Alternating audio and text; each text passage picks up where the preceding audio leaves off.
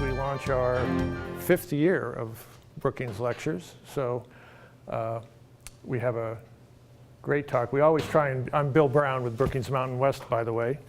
So we always try and have topical lectures, but when you schedule these months in advance, sometimes that's a little difficult. But we succeeded tonight, if only because of what's going on up in Carson City, talking about the Tesla Motors deal and the ongoing discussions about a UNLV medical school, talking about a skilled workforce, couldn't be more appropriate. So we're happy to have colleague Jonathan Rothwell here from Brookings. Jonathan was here a year ago, I guess 51 weeks to be totally accurate, and talking about the hidden STEM economy, where he presented some new Brookings research on just what STEM jobs are. And STEM is an acronym for science, technology, engineering, and math. And so this is sort of a follow-up on his work from there. He's going to give you a national picture and also drill down a little bit on Nevada. And he'll speak for a while, and then we'll have a few minutes for questions. I'll be back down to see you then. I can let you know, for you note takers in the audience, we'll have his PowerPoint up on our website tomorrow, so don't hurt yourselves taking notes if some of his data is a little intense. And I'll now just turn it over to Jonathan. Okay, thanks so much, Bill. It's a pleasure to be here again. It's always a fun place to visit, and it's great to be here for another year.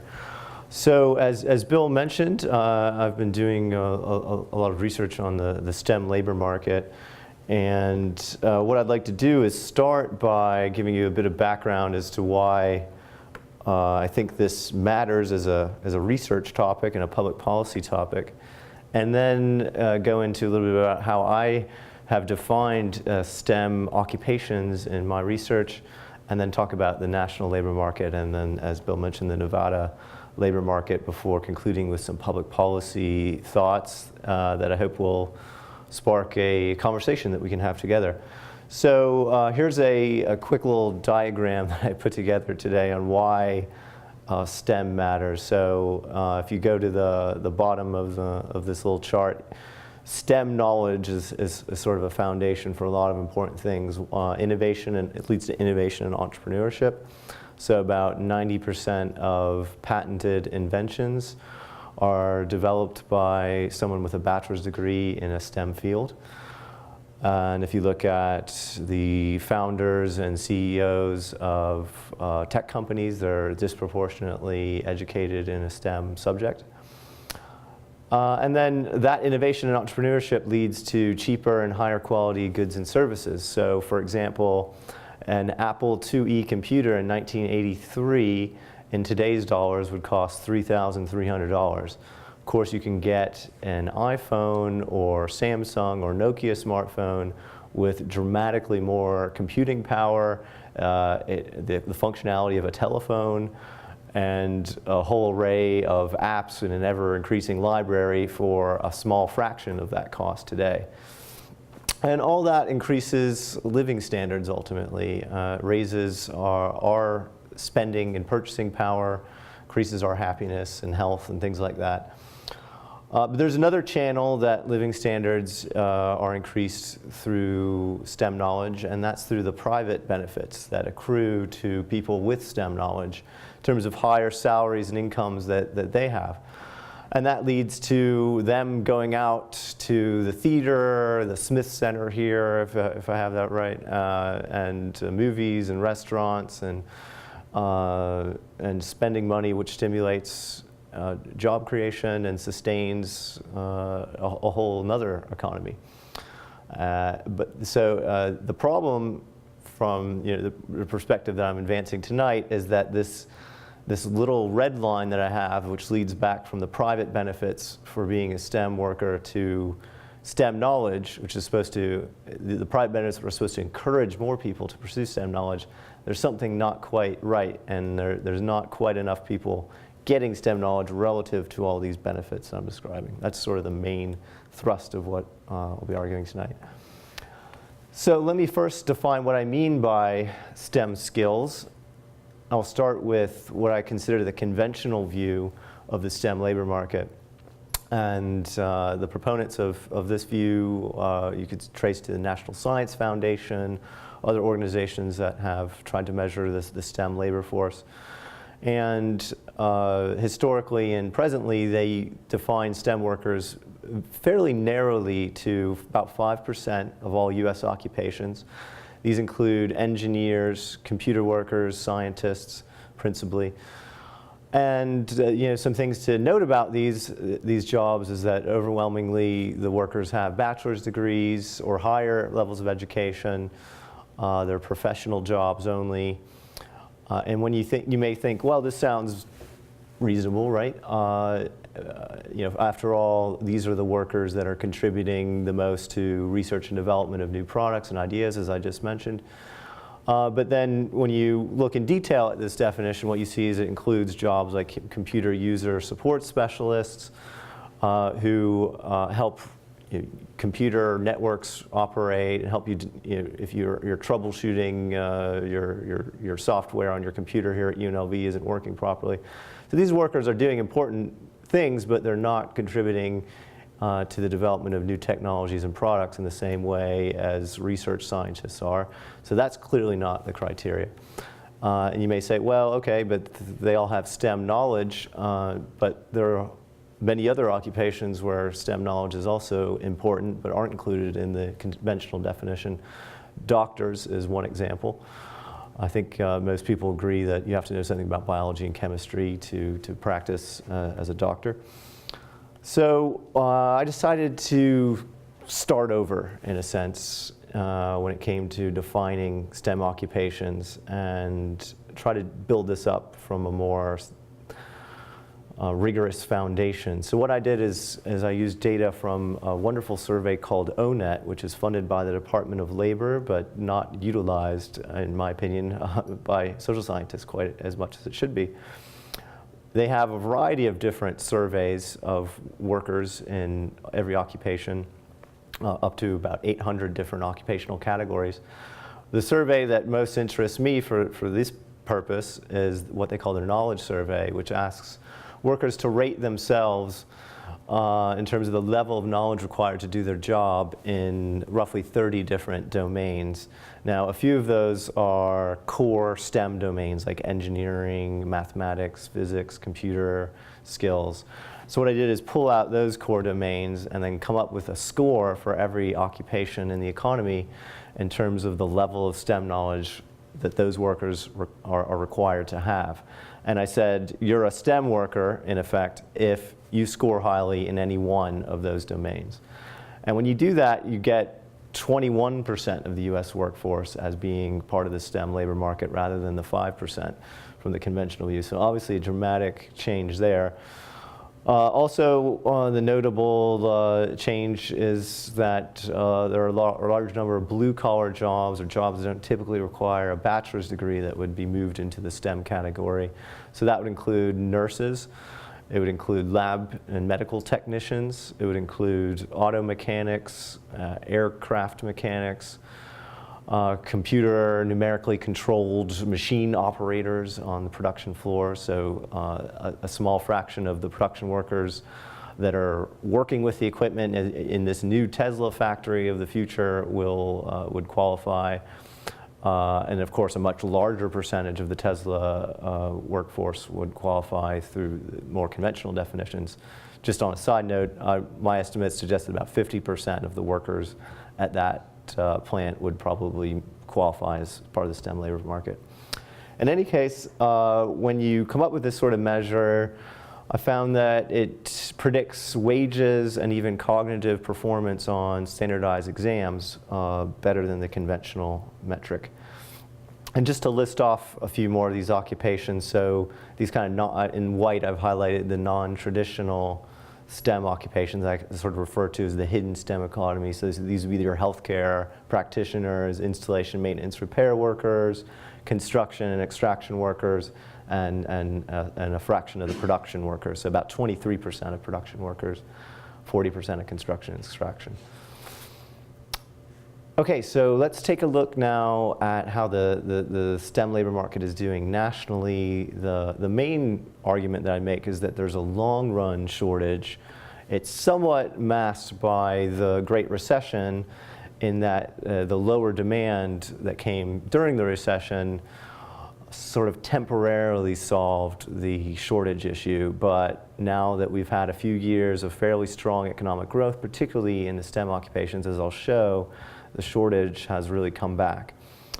And despite the high and increasing salaries for these workers, there's been a fairly weak response in terms of educational and training to keep up with this demand, hence the out of balance scale there.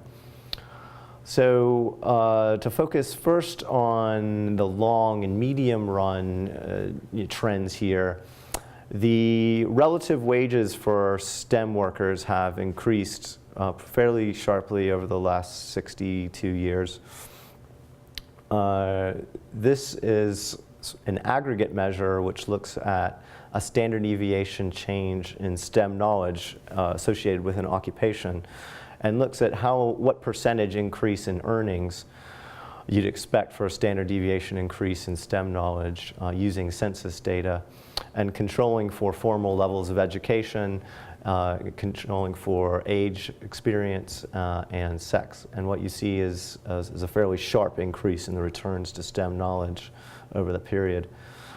And then if you look at a shorter period, going back to 2000, and just look at some of the core STEM professional occupations, what you see is modest but significant wage growth for the median worker. So to be clear, it's about 8% for computer workers, 7% for healthcare practitioners, 5% for scientists. But when you compare it to all occupations, there has been zero growth. So they're still pulling away. They started with higher salaries in 2000, and they're higher still in 2013. And then to even drill down more narrowly to software developers as a very specific occupation, using historical census data, you can trace software developers as an occupation back to 1980. There's been huge growth in the number of software developers since that period, and there's also been an enormous increase in salaries from about 50,000 in today's dollars to over 80,000 on average. And today, software developers is the most in-demand occupation advertised online. And by the way, the increase since 2000 has been 26% in salaries, the average salary. And then with these longer and medium-term wage trends, there's also been some unique circumstances for the STEM labor market coming out of the recession. So from 2009 to 2013, 3 out of every 10 new occupations created on net have been in just 2 of the STEM occupations, computer workers and healthcare practitioners. So there's been quite extraordinary growth in those 2 fields.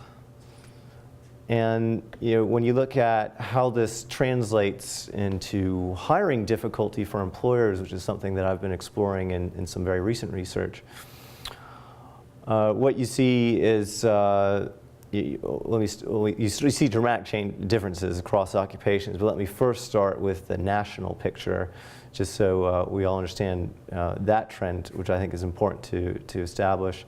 So hiring difficulty generally runs counter-cyclically. So during the recession, when unemployment shot upwards and there were many more workers out in the labor force looking for jobs, it became much easier for employers to fill vacancies. And as the economy recovered, that level of difficulty became more intense. And by April 2014, which is where this chart ends, we're about back to where we were before the recession in terms of hiring difficulty. And I'd be happy to go into details of how that's measured in the Q&A if you'd like. Just to sort of emphasize the robustness of this index, if you ask small businesses about hiring difficulty directly and ask them, are you experiencing difficulty finding qualified workers? The percentage answering yes has also increased during the economic recovery. So this data goes back to 2009 and went from 25% saying yes to 45% in May of 2014. And as I mentioned, this national trend is quite different when you break it down by occupation. So using data from the Conference Board's Help Wanted Online Index, which compiles all vacancies posted on the internet, what you see is there were over 4 vacancies for every unemployed computer worker in April of 2014. But there are only 0.1 vacancies for every unemployed construction and extraction worker. So the professional STEM occupations are really seeing very tight labor market with extraordinary demand for healthcare practitioners, architects and engineers. And then at the bottom scale, not only construction workers, but production workers and even legal workers. There were only 0.4 openings for legal profession. So it's not only a blue-collar versus professional divide. Even for a high-paying job like a lawyer, there are very few vacancies right now relative to the number of unemployed. And if you, to get at hiring difficulty another way, I was able to compile data from a company called Burning Glass, which is also, like Conference Board, a compiler of vacancies posted online. And we purchased data which includes the duration of a company's job postings. And so we had data on millions of advertisements and how long they were posted for as an indicator of recruitment effort. And what we found is that the STEM vacancies, particularly those that require higher levels of education, were posted for significantly longer periods of time compared to the non-STEM vacancies with the same levels of education or less education. So the median vacancy for a PhD or professional degree STEM job was 25 days. If you go to a job that's non-STEM and doesn't have any educational requirements, that median job was filled in 2 days. And then if you look at this by occupation, you see that healthcare and computer occupations are taking the longest to fill. The ads are posted for the longest periods of time. And just to give you a sense of what you can do with this kind of data, and I continue to explore it in more detail, not only do we know how long the ads were posted, we also know the companies that were posting them, we know the industry, the companies that are posting them, the occupations. We also know, importantly, the skills that the companies are looking for. And so even within the computer occupations, there's a fair amount of variation in terms of hiring difficulty. So in general, this chart is just showing you the most in-demand computer skills that are commonly looked for in computer occupations. So they would include things like Microsoft Windows, which large numbers of people are expected to know, but also more technical and arcane computer languages like SQL, Java, Linux, C++. And then if you look at the ones that are the hardest to fill, it's languages like Python, Java, and dozens of other fairly technical computer languages where even if you have a computer science degree, if you don't know that language, you're probably not going to get the job. So let me now turn, before going into the Nevada data, to some of the regional variation in the STEM labor market. So here's just a quick map, just to sort of emphasize that places are very different in the percentage of vacancies that are available for STEM workers. In Silicon Valley, it's over half of vacancies posted online are for one of these STEM occupations. But it's even 30% in sort of the bottom, more least STEM-oriented economies.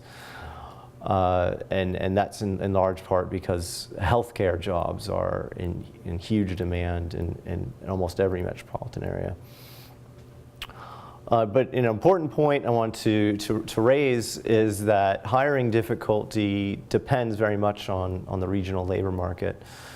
And so even for a given occupation, say computer workers, it's going to be much easier for a company to fill that vacancy if they're in a labor market that has A, more computer workers, and B, more computer workers who are currently unemployed or looking to switch jobs.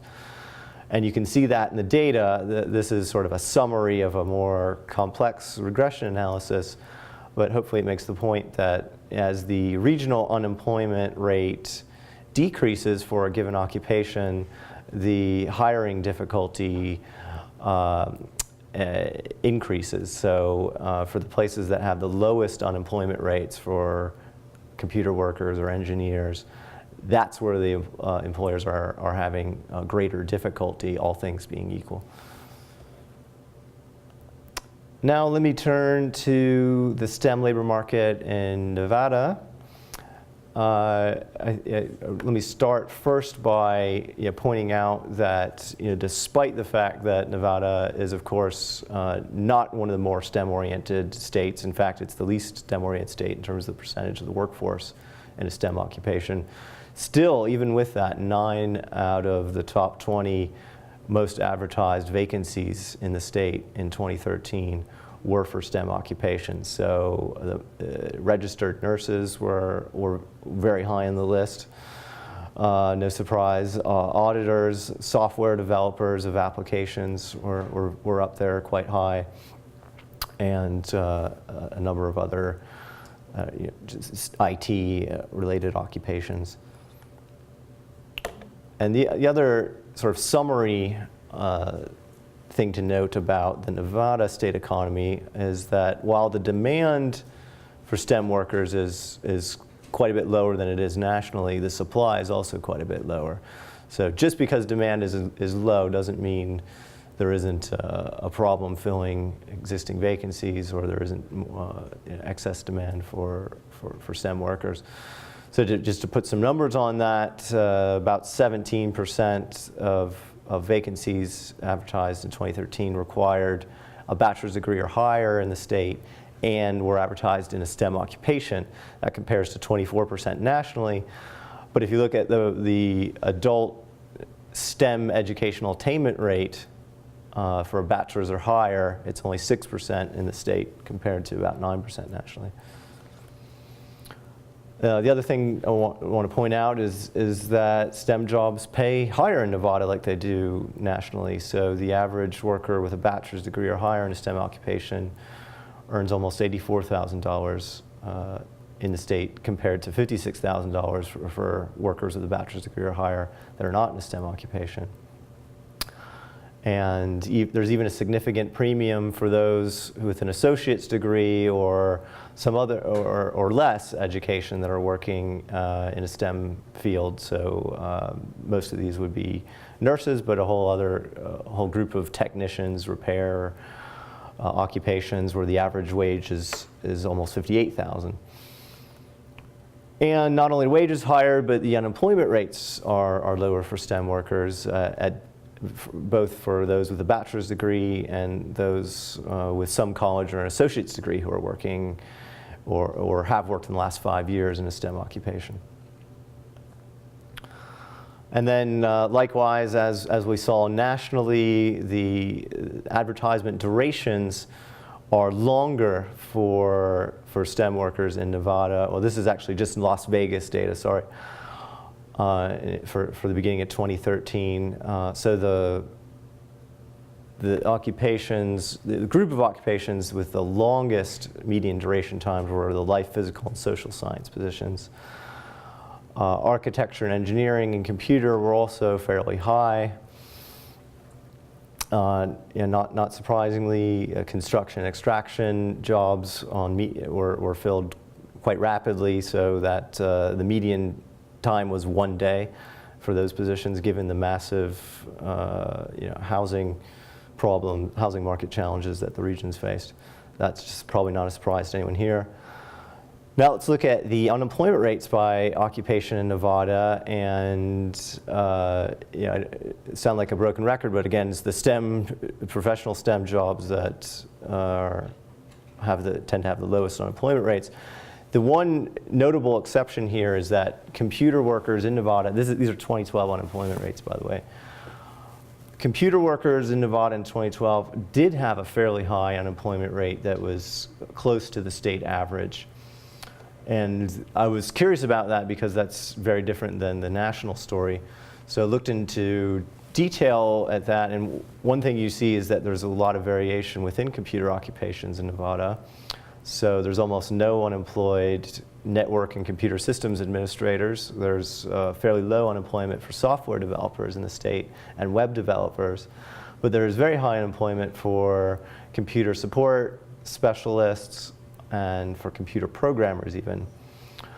And one way that I've explained that to myself, and I would like to do some more research on this, is that the actual skills listed in Nevada for workers in those occupations tend to be easier to fill and tend to be less valuable than what you'd see in places like San Jose or Boulder for the same occupation.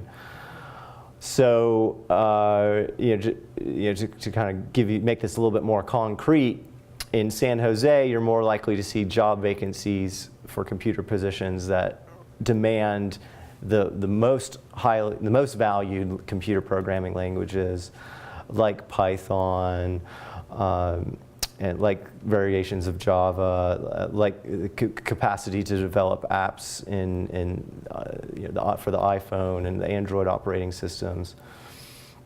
But in Las Vegas, you're less likely to see ads that request those more in-demand skills, and more likely to see ads that maybe suggest more common computer skills involving Microsoft technologies that are pretty saturated in the marketplace. So that's one potential explanation, is that the demands for computer workers look different, and so the supply is also different here. Let me then talk a little bit about the broad supply issues, both nationally and in Nevada. So the IPEDS is a Department of Education data program that will tell you the fields of study for US students around the country. And what you see is that, going back to as far as you can with this database to 1987, 72% of students were not getting a STEM degree, 4% were getting a computer science degree, 7% were getting an engineering degree. You might think that given the wage trends that I've just shown you, this would change dramatically over the last few decades. But in fact, the percent in 2012 that were in the non-STEM category was 74%, not very different than 72%. Computer science percentage actually fell, and in absolute numbers it hardly increased. Just go back, it was about 40,000 in 1987. It's 42,000 in 2012. So despite the millions of jobs for computer workers that have been created over those few decades, the actual number of students graduating a computer science degree is about the same. And if you look at the percentage going to engineering, it also has fallen from 7% to 5%. So the gains have been for biology and some of the health professions, and naturally as the demand for healthcare practitioners has increased. But you just haven't seen the responsiveness for engineering and computer science that you'd expect. So raises the question, why aren't more people getting STEM degrees? And I think there are a number of different explanations. Usually economists will say, well, the problem will take care of itself, wages are high, but clearly that's not happening. And one reason is that success in STEM, like success in any educational endeavor, depends on knowledge acquired as a child from birth on up until adulthood. And children aren't really reading labor market economics graphs and reading my reports and determining how much they're going to study on math and how seriously they're going to take their studies in biology and chemistry and so on. So it's not really clear what mechanism from high wage will translate from high wages to more higher education attainment, given the fact that you really have to have complete fluency in math and some other fields before you can get a PhD or an advanced degree, even a bachelor's degree in some of these fields. The other problem is that there is evidence that many more students are interested in the STEM fields than actually complete. And this is a big problem in terms of switch out rates to other majors. And there's been some really fascinating detailed research by some labor market economists. Basically what they found is that about half of students who intend to major in STEM end up not completing a STEM degree. I'm talking about freshmen at a four-year university. And one of the major explanations as to why they drop out is that they overestimate how well they're going to do in the coursework. And after they get C's and D's instead of A's and B's, they decide to switch to a major where they're more successful. And to me, that points to inadequacies in the K through 12 education system. But as I'll argue, there are things that universities can do to overcome this problem as well. Another issue which I think is worth bringing up is that there are cultural and social barriers to more people majoring in STEM, particularly when it comes to the most underrepresented groups, which would be women, blacks, and Latinos. So to put some numbers on what it looks like for women in the state of Nevada, just 21% of people holding an engineering bachelor's degree are women in the state of Nevada, and just 31% of computer science degree holders. Now the interesting thing is that women are doing better than men, if you like, when it comes to biology and medical sciences. And it seems to me that there's been sort of a longer tradition of thinking that women have a prominent role in healthcare related jobs, but for whatever reason, they're not getting the cultural message that women can be engineers and computer scientists too. So I think unlike Larry Summers, who famously speculated about intellectual ability differences, I totally don't buy that argument. It's just as hard to be a doctor as it is to be a computer scientist. So there's got to be cultural explanation for that. And then when it comes to the different racial breakdowns, what you also see is a very low percentage of blacks and Latinos getting degrees in computer and information science and engineering relative to the population rates. So this is also Nevada data. 33% of the population aged 18 to 30 in the state are Latino, but only 14% of those who hold computer science bachelor's degrees. For African Americans is 9%, a population share, but only 4% of computer science degree holders. And the ratios are somewhat similar, not always as stark in some of the other fields. But there are a variety of explanations for that. One that I find the most compelling is that if you look at the quality of the K through 12 environment for blacks and Latinos, they're attending objectively lower performing schools than their Asian and white counterparts. So this leads me to some of the policy issues that I'd like to raise, and then I hope we can have a little discussion about some of these. So there, to me, there's a long to-do list here. I don't expect you to read through all of this exactly, but and not only there are a lot of things to do, there are a lot of people, organizations, institutions, levels of government that really should be involved. This isn't a case where the federal government National Science Foundation is going to solve the problem by allocating an extra $1 million a year to STEM education, although that would be something that would probably be helpful marginally. So you really have to start with an enriched infant, toddler home life. And there's some compelling evidence. I think Paul Tough has one of the most compelling, publicly recognized popular books on the subject of the importance of early childhood education. But there are a number of very rigorous academic studies on the subject. And then, of course, we need to improve pre-K through 10th grade educational quality. When the U.S. rates itself on OECD given administered designed exams and math and science subjects, the U.S. tends to rate very low compared to other developed countries. And it's not only in 8th grade and in middle schools where the U.S. underperforms. The U.S. also underperforms when adults take these sorts of OECD cognitive exams on math and science fluency. So it's not the case that we're sort of making up for it once people go to college, even if you limit the comparison to those who have bachelor's degrees in the U.S. versus other countries where we rate very low. So there's work to be done there, and I won't go into all the recommendations I have on how to boost the quality of K through 12 schools. Some of them get very controversial when you talk about teachers' unions, charter schools, and vouchers. But moving on from there, there are a number of things that can be done at both the high school level to integrate the high school experience more with community college level training and bachelor's level training. AP courses do that to some extent, but there are more exciting models that I'll mention in the next slide. And then another factor, obviously, when you look at the long run trends in educational attainment, is that the cost of college continues to skyrocket.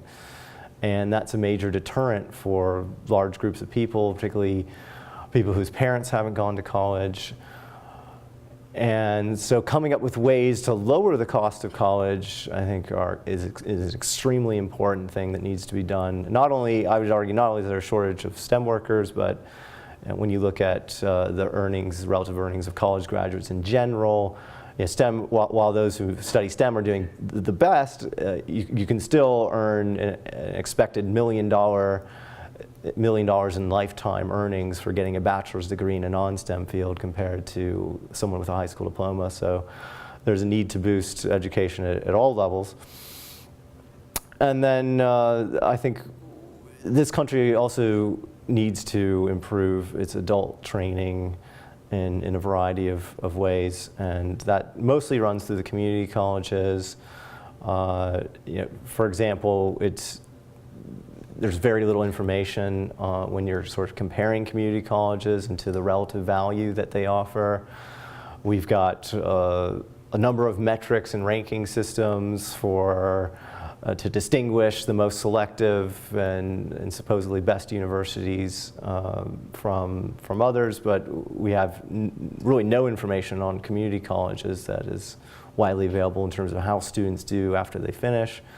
That can be used to help someone decide, should I take free online classes on a MOOC, or should I enroll in Kaplan or DeVry, one of these for-profit schools, or Phoenix, or should I go to the College of Southern Nevada or a community college that's outside of my city? So I think better information there could be helpful, and there's also evidence that when community college leaders better align their curriculum with what the local companies are looking for in terms of skills, their students end up doing better. So that's also something that a lot of community colleges can improve upon.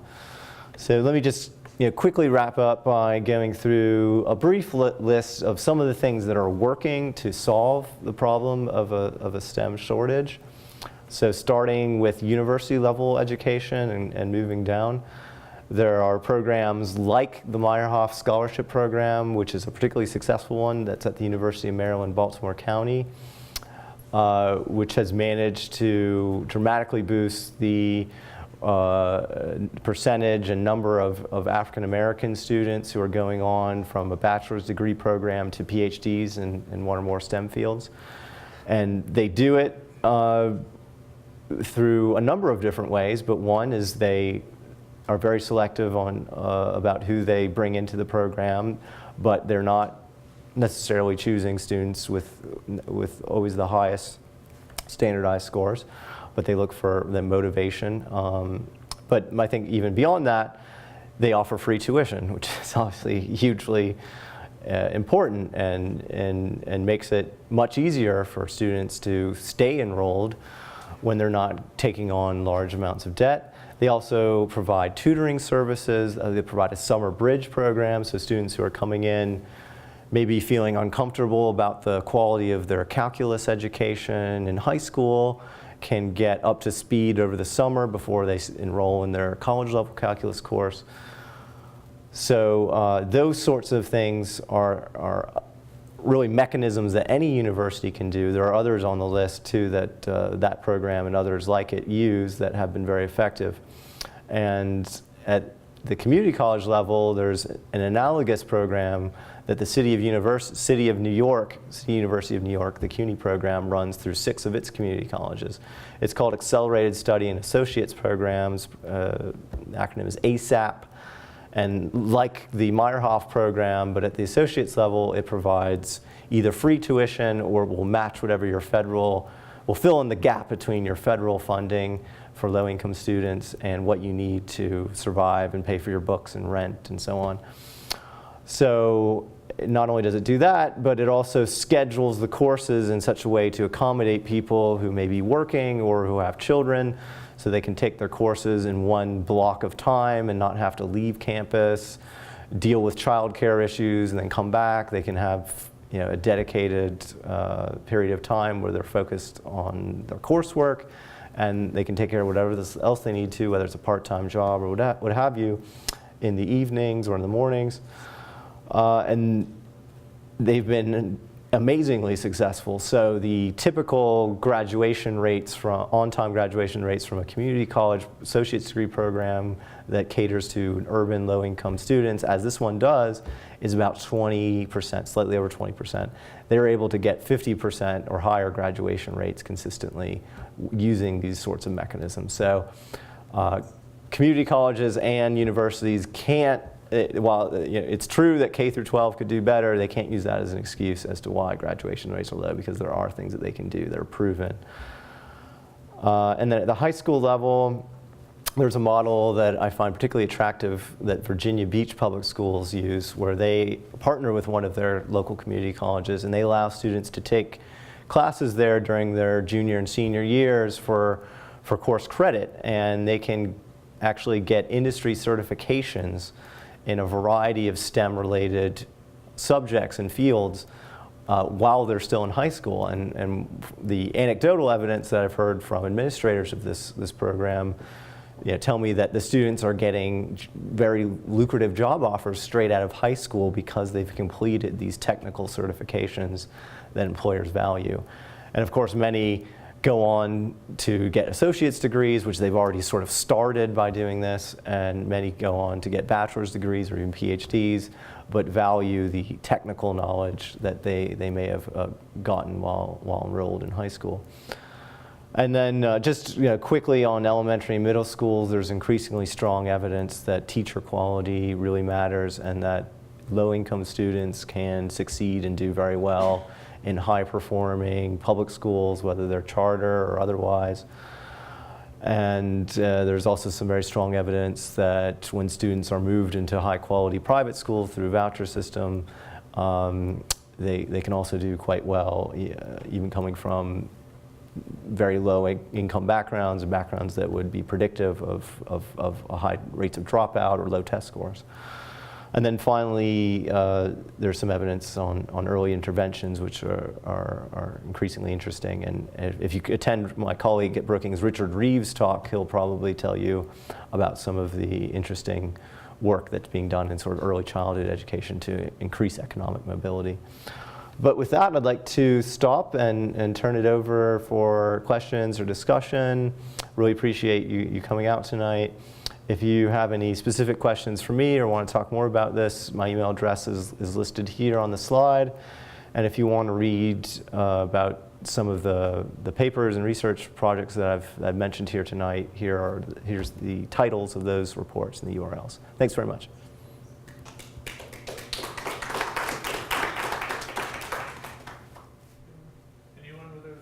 Want me to get started with a question? There's one down here if you want.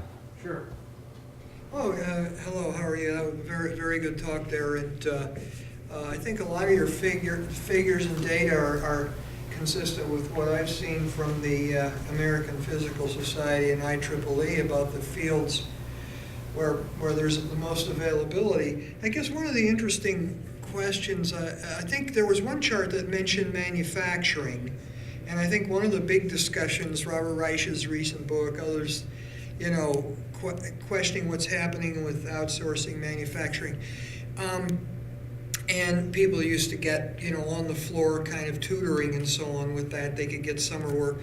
So I didn't see anything specific there, but have you noted anything in associations with changes in manufacturing and evolution of that over time with what's going on? Absolutely. So the major change in manufacturing has been, basically since 1980, there have been almost 10 million jobs lost on net for manufacturing workers with a high school diploma or less. But at the same time, there's been about an increase of about 2 million jobs for manufacturing workers with some college or bachelor's degree or higher. So what you see is that the industry is upskilling in some very interesting ways. America is no longer has the large factories with relatively unskilled entry-level production jobs. You know, some of those will probably be available at the Tesla factory, but even there, I would imagine that they'll be looking for people with significant experience and associate's degrees or various certifications that can demonstrate some expertise. So that's a very dramatic change. To me, I can't really explain it without evoking China. If you look at the rise of manufacturing and exporting in China, and you look at their workforce characteristics, overwhelmingly their workers have a high school diploma or less. And it doesn't make economic sense for many of our companies to try to do what they could essentially do there for such higher costs given the lower living standards there. That's the sort of overwhelming economic reality of it. You also raise the issue of training, though, which I think is very important. A lot of people are arguing that companies don't do as good a job of sort of onboarding people like they used to. I think part of the problem there is also that the demand for college level skills has increased so much that really there just aren't as many entry level positions for people that don't have any formal skills or certifications. Is there another one? Welcome, ma'am. So a couple slides back, you noted the public policy issues and then who can be part of that. And in those top three, you list nonprofits in there, but then in the slide where you talk about what is working, I only saw one example of possibly a nonprofit piece of how it's making a difference. So can you talk a little bit about where you see nonprofits and playing a role? Yeah, good question. So one that is listed here is that I didn't mention is Girls Who Code. Yeah. They have sort of what seems to be a pretty cool summer immersion program for girls who are in high school to sort of give them a crash course in coding, get them excited about computer science. So that's one example. The neat thing is that there are a number of nonprofit organizations that are doing that sort of thing, whether it's, and that usually they focus on one or more particular underrepresented groups. So there's an organization called MESA that was started in California, and they focus on the Latino community. I think starting as early as middle school up through high school. They've had some impressive results boosting college completion in STEM subjects in the Latino community. So those are sort of a few examples, and charter schools and things are also often functioning as nonprofits and can make a big impact. Like the KIP schools have had a lot of success in low-income communities. Is the key to that then the nonprofits who are working with professionals who are already working in STEM? Because a lot of even after-school programs who want to be able to do great work like that don't even have the STEM knowledge themselves in order to be able to do that. That is a problem. That's a problem in many ways, and not only from the nonprofit sector, but I'm even hearing reports of sort of traditional public schools where the principal or other leaders want to teach more computer science and things like that, but the faculty don't have any expertise in it. So I've heard sort of a almost funny story of teachers teaching themselves how to code by going to the Khan Academy or Udacity or some of these online learning centers and almost doing it at the same time they're teaching it with their students. So that's increasingly, the good news is increasingly that's an option with the great online resources, which is another thing I really want to emphasize. Udacity is one that's sounds really interesting to me, because not only can you take an online course that's organized by industry professionals like affiliates of Facebook and Google and so on will help create the classes, and you get a great teacher, but you can also prove some competency at the end of the process by taking an exam and getting some kind of certification. So I think for online courses and for a lot of other reasons, that ending certification is going to be increasingly important, and people are going to have to figure out how to make that more and more credible. One more? Yeah, well, in order to meet the growing demand from the STEM-related industry, well, I think that we can discuss at least 3 different types of ways to boost the supply of the workforce in STEM industry. For instance, like the first one, you mainly focused on workforce development nationally or regionally. But there can be 2 other ways that we can discuss together. For instance, like workforce retention at the national level or the regional level, the state level. And secondly, there can be another one like workforce attraction. So at the national level, EBT expansion for the foreign national STEM major students or any other H-1B visa-related immigration reforms or the policy that has some certain types of intention to retain more of those STEM workers. But have you ever touched any policy implication at the regional level, at state level, for instance? Because state of Nevada is a good example, because we have very weak infrastructure or educational foundation to boost this locally grown STEM industry workers, and at the same time attracting from the other states, the relatively smaller work, the jobs or employment opportunity in the STEM-related industry. That's the problematic area at the state level. I totally agree with you. I've done a little bit of research on H-1B visas. My colleague Neil Ruiz, who will I think be here sometime soon, at Brookings, has done a lot of research on that and just came out with a report looking at what subjects foreign students are focusing on and pointing out the very large number that are finishing STEM degrees. And he and I wrote a paper basically showing that the wages of H-1B workers tend to be quite high, suggesting that they are filling a very valuable need on behalf of employers. Certainly when you look at the occupations that generate the most H-1B requests, it's overwhelmingly computer occupations. So there's certainly a sort of a hunger out there on behalf of companies to fill these vacancies, and despite the administrative burden of having to fill out the H-1B paperwork and actually pay the few $1,000s to generate that, a number of them are going that route. So I do think it's an important part of this. I'll just mention the report that Jonathan referred to actually showed Las Vegas ranking quite high, which we don't always do. But it's foreign students who come here for an education to UNLV, and while the most students don't come here in the STEM disciplines as they do to other universities, they come here in the business category. And in the business category, this survey, it would include our hotel college. So our very successful hotel college attracts students from around the globe to come and learn, and with this great incubator of the Strip. And it's also successful in retaining those students in jobs here.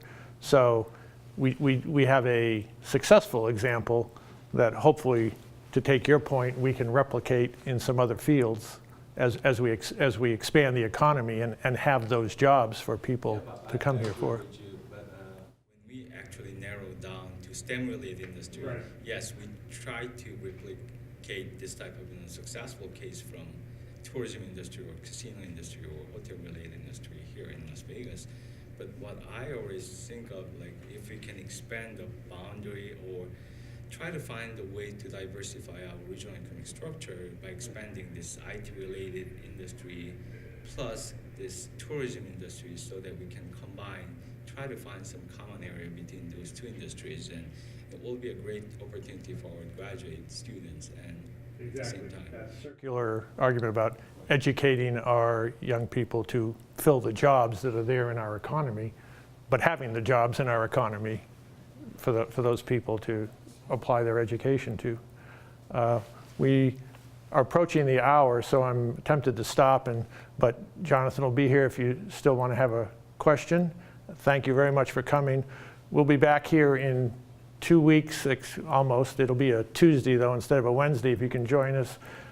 Jonathan mentioned Richard Reeves will be out to talk about a related topic on just how the reality or the myth of the American dream, so to speak, is available to young people today, and how much social mobility there is in being able to move up the economic spectrum in our society. So there'll be another interesting talk. Thanks very much. Hope we see you then.